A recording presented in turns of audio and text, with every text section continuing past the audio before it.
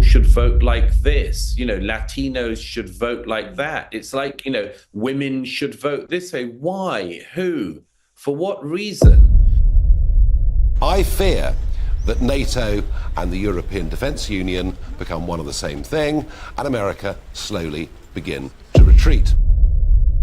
We're already in World War III, so I'd give that 100%. How far will it go? Depends on how stiff-necked we are.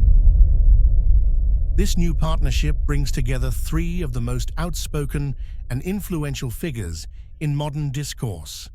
Douglas Murray, a renowned author and political commentator, has gained widespread attention for his sharp critiques on culture, politics, and identity in the West. Shame can be a useful tool, not necessarily when it's wielded by Joy Reid, for instance, you just saw there. Joy Reid has called absolutely everybody a fascist. She's now on to calling black men fascists if they disagree with her. I think a lot of people can see through this. Nigel Farage, a central figure in the Brexit movement and a staunch advocate for national sovereignty, continues to be a polarizing force in European and international politics. Is Nancy Pelosi's trip a principled thing to do? And look, I'm not a Nancy Pelosi fan, that won't surprise any of you, but on this issue, actually, she's been very consistent ever since Tiananmen Square, one of the few American politicians that recognized that China might pose a threat. Jordan Peterson, a clinical psychologist and professor known for his deep analysis on individual responsibility, free speech, and the meaning of life, has become a global phenomenon through his lectures and best-selling books. It depends on how many of us shoulder our crosses and walk uphill. I really mean that. Like, we're at that point. Wake up, figure out which side you're on. Together, this trio represents a convergence of ideas that focus on issues like free speech, Western values, political correctness, and individual liberty. It's the big annual NATO get-together. It's taking place in Vilnius in Lithuania. But things are far from well within the organisation. There are some big, quite fundamental disagreements. To begin with, America's decision to say that they would send cluster bombs to Ukraine has sparked a great deal of surprise. 123 countries around the world are signed up, not only to not using them or to not making them, but to discouraging their use, and the United Kingdom is one of those. Each of them, in their own right, has challenged the prevailing narratives in academia, the media, and politics. We're already in World War III, so I'd give that 100%. How far will it go? Depends on how stiff-necked we are. Signatories. That's a problem. Another problem is on succession. Jens Stoltenberg has finished his term. He's now going to stay on for a further year. And the American president, President Biden, does not want the UK's Ben Wallace to become the next NATO boss. No, he favours Ursula von der Leyen, the president of the European Commission, and somebody thought, pretty universally, to be the worst defence minister that Germany ever had. Their partnership is poised to extend these challenges even further, giving voice to ideas that many feel have been sidelined by mainstream institutions. I've always been bewildered by the way in which it's accepted in America that you can talk about racial groups and the way they should vote in this way.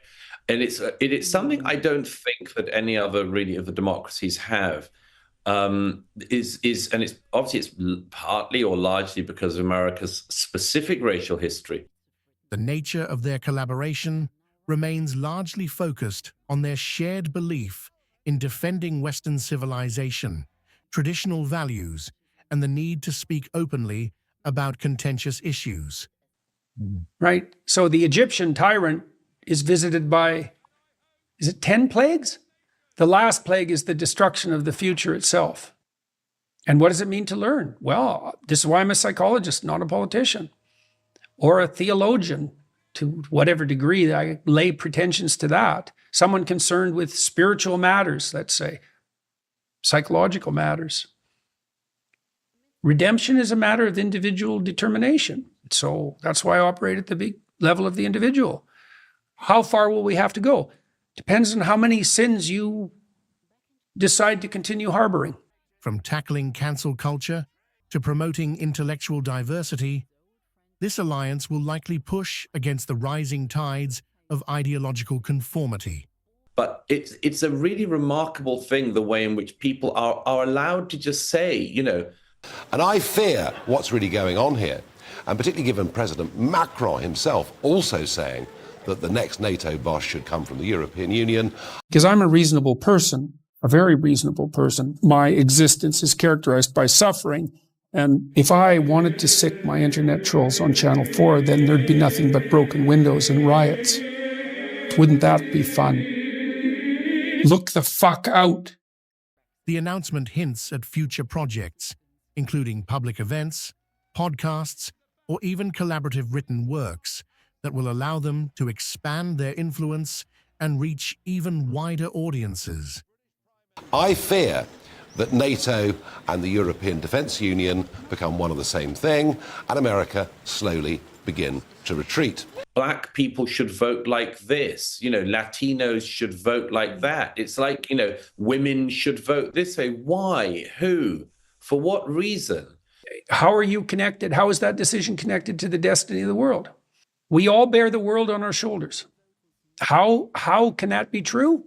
Here's one way of thinking about it. With Farage's political acumen, Murray's intellectual rigor, and Peterson's psychological insights, their partnership signals a potential shift in the public discourse. Nancy Pelosi, the Speaker of the House in the USA. Number 3, you've got a president, a vice president. If they were both to disappear in a plane crash, Nancy Pelosi would be the president of the USA, despite the fact she's in her 80s. I mentioned her visit to Taiwan and the initial reaction that we got from the Chinese government.